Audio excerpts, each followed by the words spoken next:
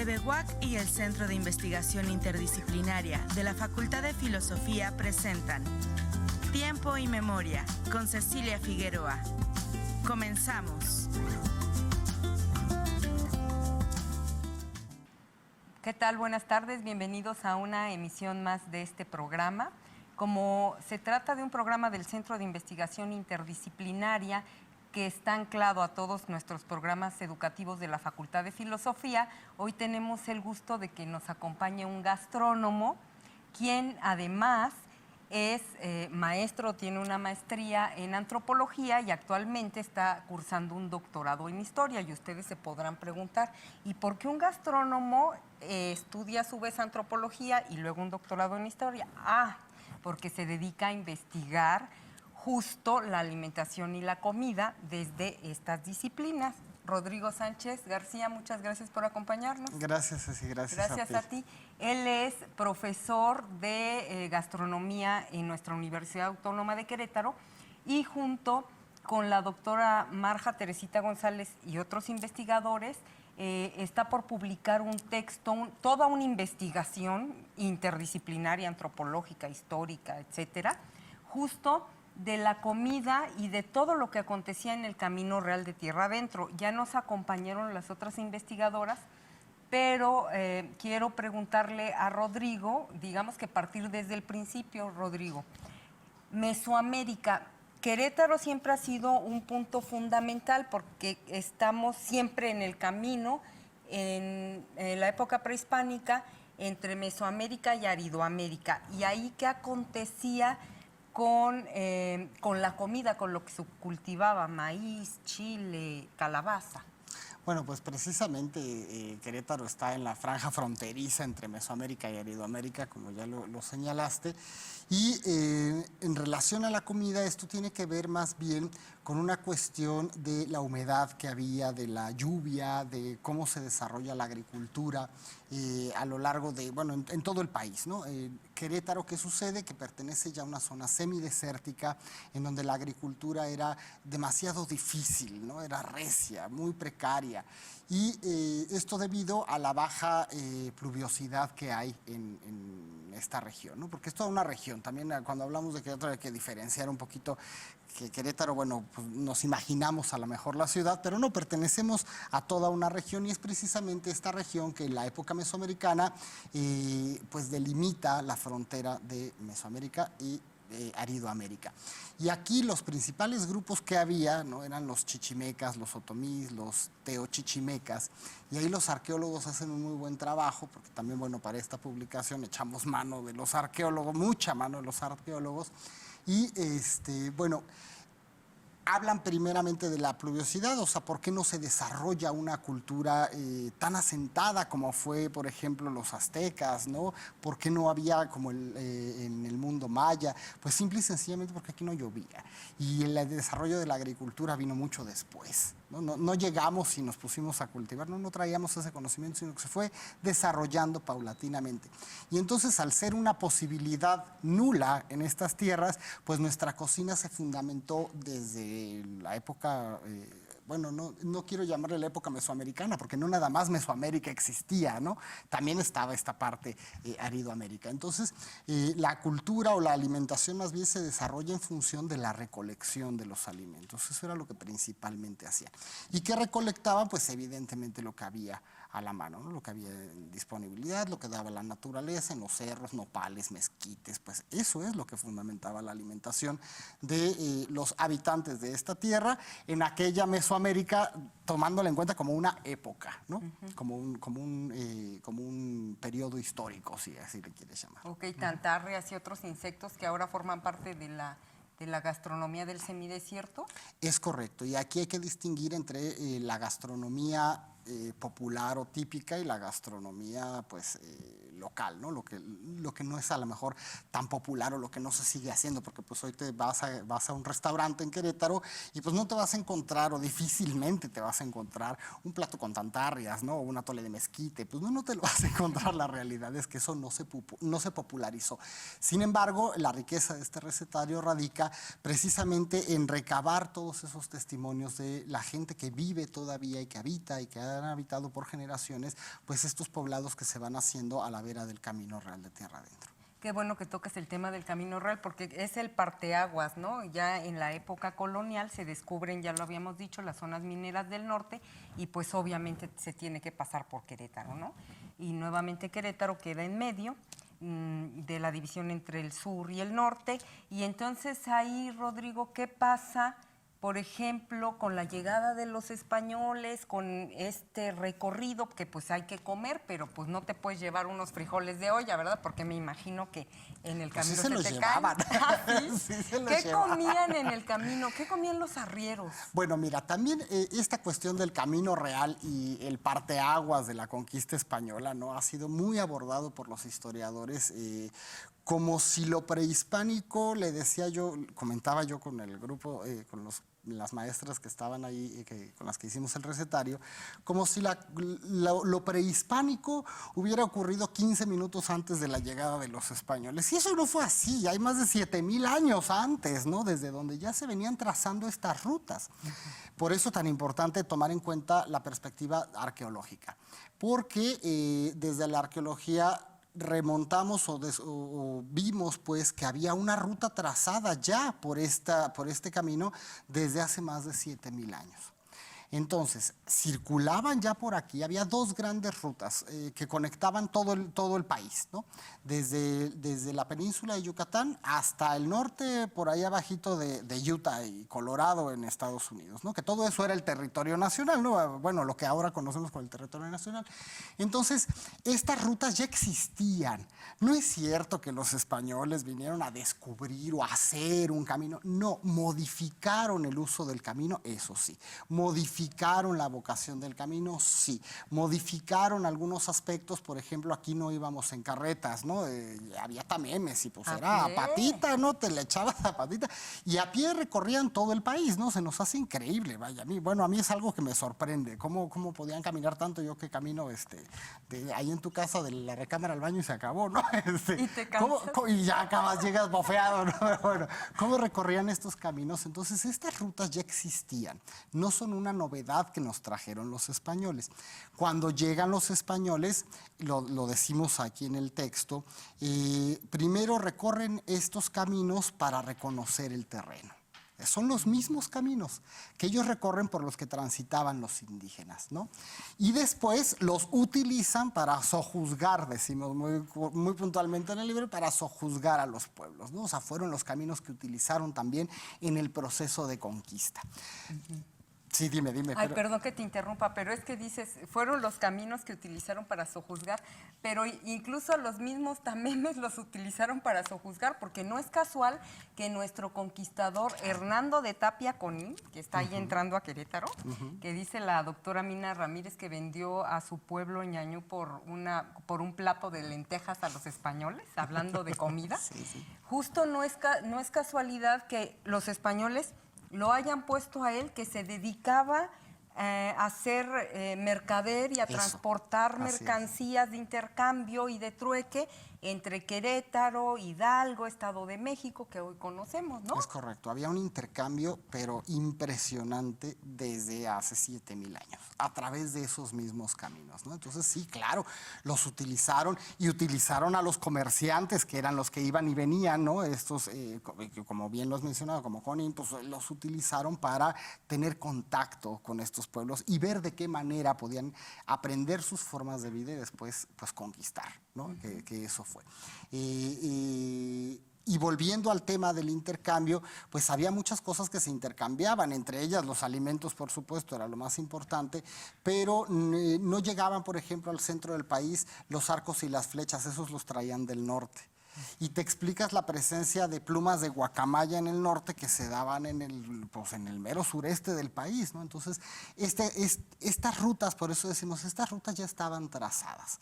Llegaron, sojuzgaron, sí. Lo que sí hicieron después fue ampliar los caminos, hacerlos aptos para que circularan las carretas, cambió el modo de transporte, pero la naturaleza no.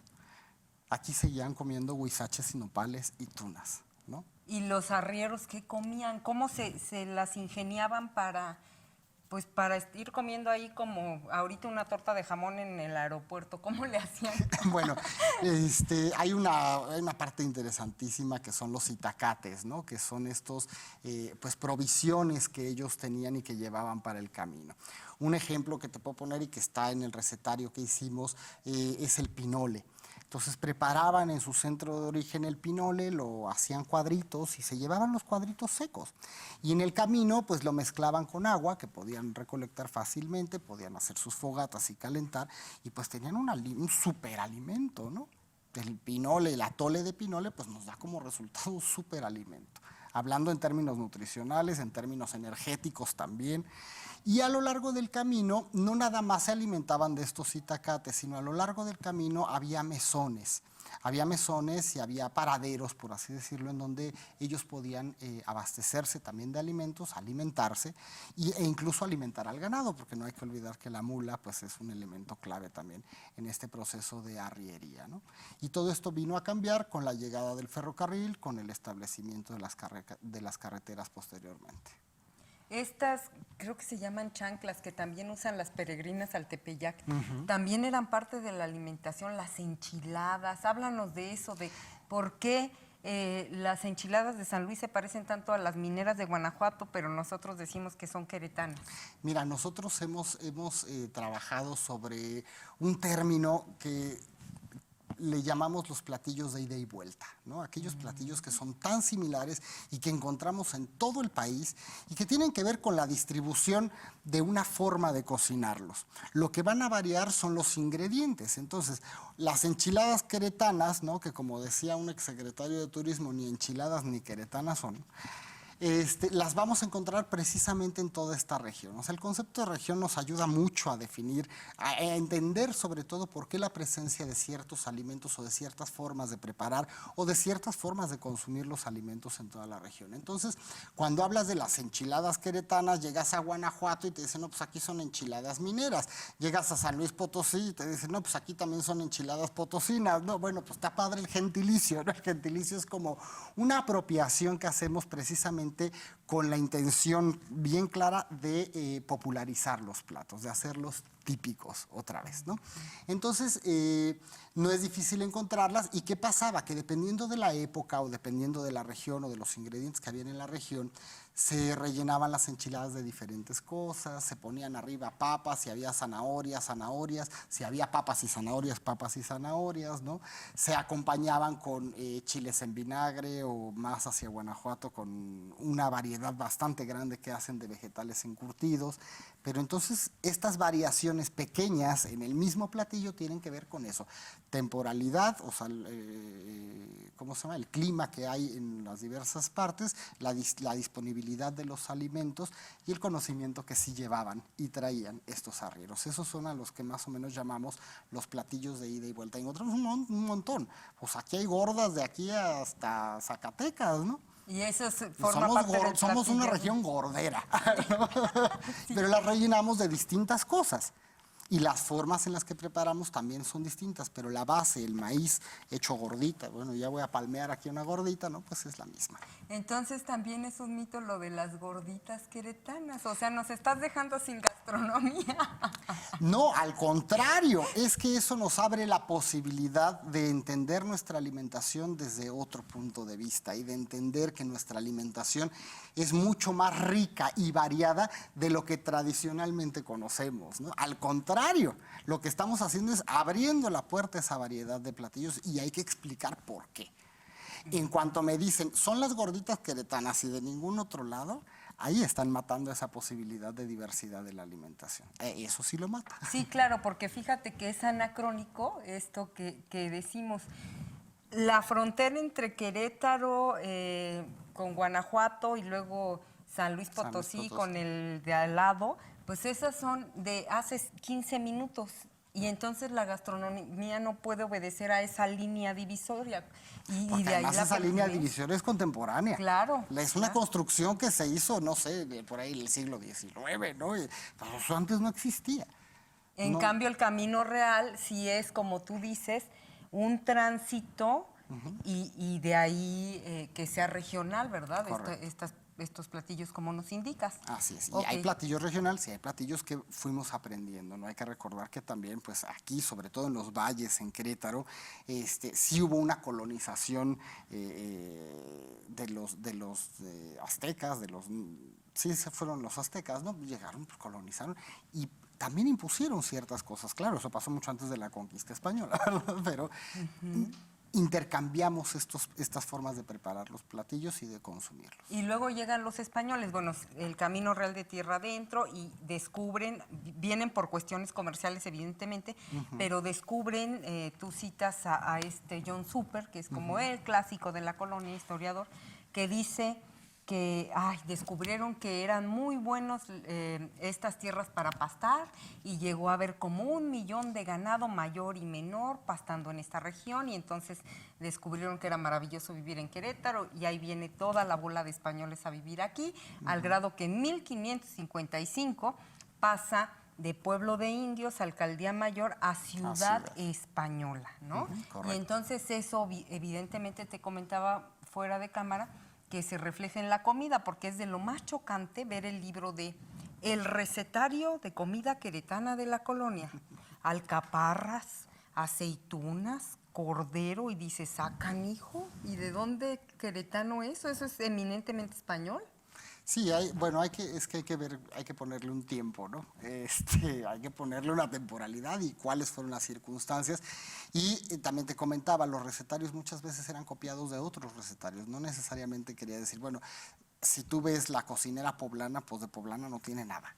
Porque ahí no te vas a encontrar los chilitos en nogada, el mole, ni las chalupas, ¿no? Sino son platos que se preparaban en Europa y que después se adaptaron. Y después se adicionaron estos platos regionales a esos recetarios que en primera instancia eran copiados, ¿no? De otros. Entonces, bueno, pues no es de extrañar.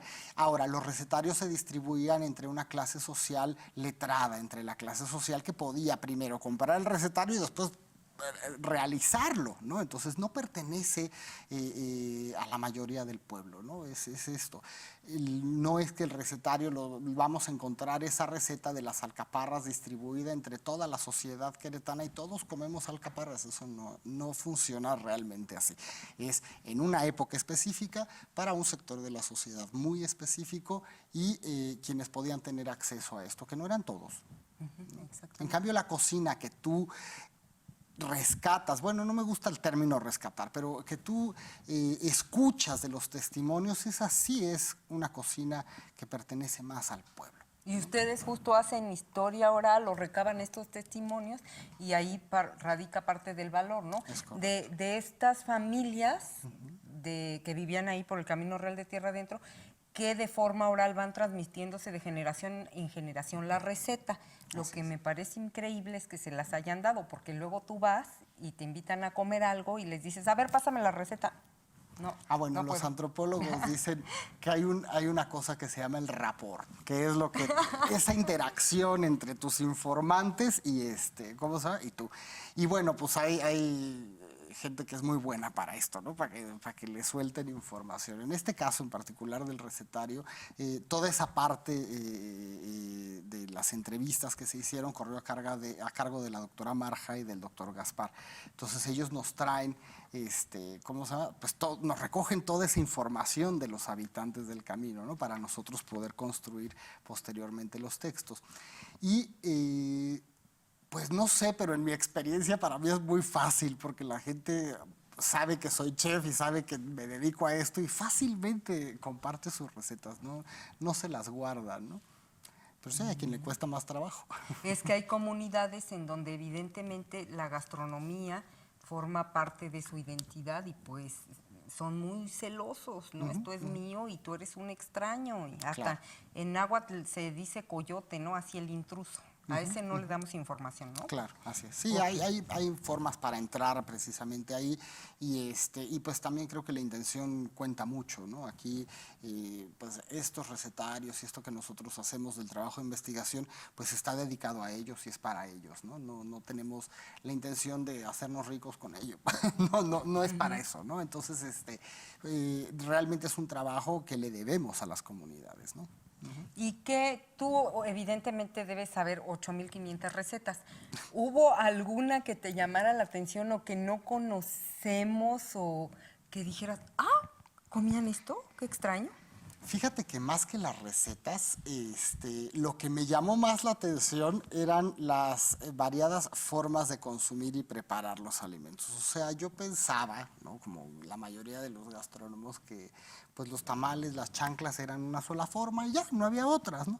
Pero resulta que vas viendo cómo hacen incluso el nixtamal, es diferente, como lo hace una comunidad de como lo hace la otra. Entonces el gran descubrimiento no tiene mucho que ver o con los ingredientes o con la receta en sí, sino más bien con las formas en las que consumen esos alimentos. Sí hay platos en este recetario que me parecen grandiosos, como el cabrito a la leña, por ejemplo, que aquí preparaban. Pues bueno, Querétaro fue una región de ganado menor desde mucho tiempo atrás. Entonces, sin embargo, dicen, pues el cabrito, y lo asociamos automáticamente con Monterrey, ¿no? Vámonos a Monterrey a comer cabrito. Pues sí, nada más que aquí se comía mucho antes, ¿no?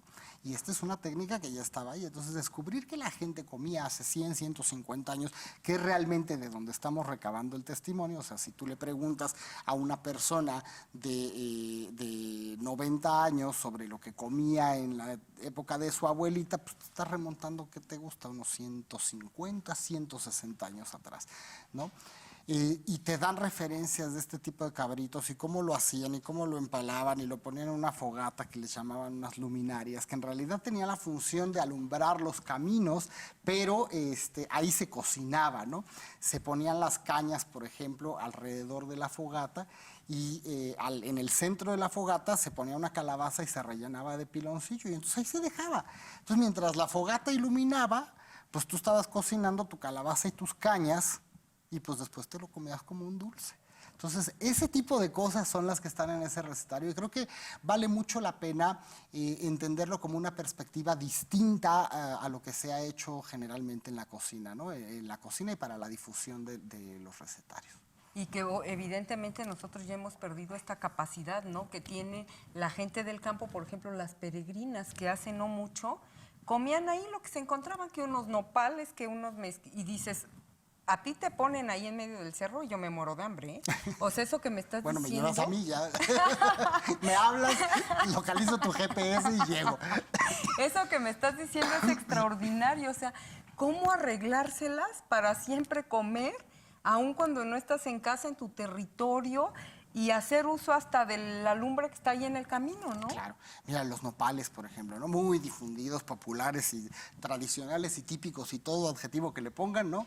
Los nopales en penca. Pues sí, pero resulta que con el relleno de las pencas también se lo comían, pues si no lo iban a desperdiciar, ¿no? Llegaban la gente que no tenía trabajo, la gente que era más pobre en la época, llegaba en la época de los hacendados, de los grandes hacendados que llegaban y les permitían entrar a las haciendas a recolectar lo que sobraba, lo que estaba en el piso, lo que quedaba, y parte de ello era, bueno, pues si ya se cortaron los nopales, pues esos rellenos de las pencas también los vamos a preparar, ¿no? Una cocina muy ácida en sus sabores en general, ¿no? Porque pues, esta acidez les propiciaba también la sensación de humedecer la boca. Cuando tú piensas en un limón, empiezas a salivar y eso provoca que te mantengas más hidratado, ¿no? Entonces, bueno, pues era la necesidad, estabas en el semidesierto, no había una abundancia de plantas y productos que te pudieras comer, ¿no? Entonces, sí, esos descubrimientos, los burros maneados, que también ya habían salido, ¿no?, en algunos otros recetarios, que es el maíz tostado y lo mezclaban con piloncillo y más antiguamente con mieles. A veces aquí les ponían cacahuates y hacían unas bolitas de este mismo maíz como si fueran unos muéganos, o lo que ahora conocemos como muéganos, y pues eso se lo daban como dulces a los niños, ¿no? Entonces, bueno, pues ahí está plasmado, ahí está la receta para quien la quiera reproducir, ¿no? Rodrigo Sánchez García, muchas gracias por habernos acompañado. Gracias a ti por invitarme, saludos y pues esperemos que disfruten este riquísimo recetario. Y a nuestros televidentes nos vemos en la próxima emisión. Buenas tardes. TV UAC y el Centro de Investigación Interdisciplinaria de la Facultad de Filosofía presentaron Tiempo y Memoria con Cecilia Figueroa. Gracias por acompañarnos.